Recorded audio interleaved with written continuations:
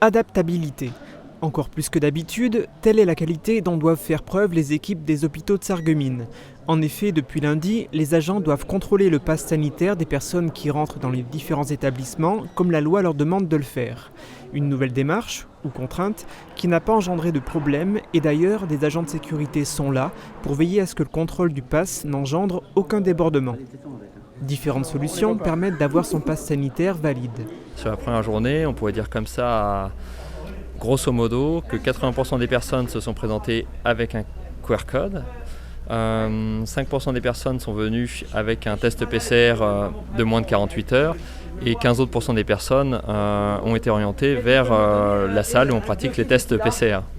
A noter que la validité des tests est désormais passée de 48 à 72 heures et que vous pouvez aussi présenter un test positif attestant du rétablissement de la Covid pour accéder à l'hôpital. Autre illustration de l'adaptabilité dont il est question, la publication samedi d'un décret qui permet à un chef de service d'accepter que quelqu'un puisse se rendre à l'hôpital, même en l'absence d'un pass sanitaire valide. On sait que la régularité, la compliance du traitement est quelque chose d'extrêmement important.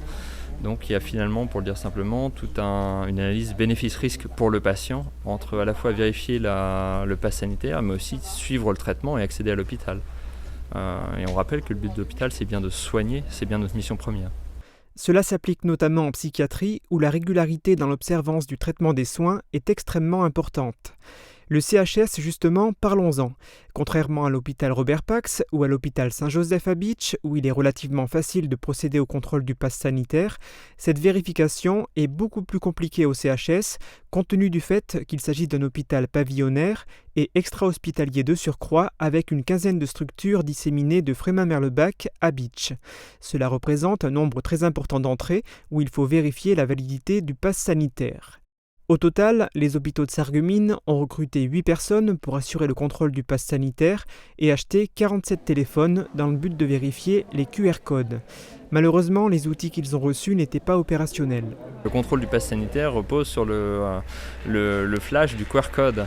Et pour ça, il nous faut des téléphones. Des téléphones qui avaient été commandés à l'avance, mais on n'a pas reçu les bons. Donc pour une raison assez triviale, on attend les bons téléphones de manière à pouvoir procéder aux vérifications.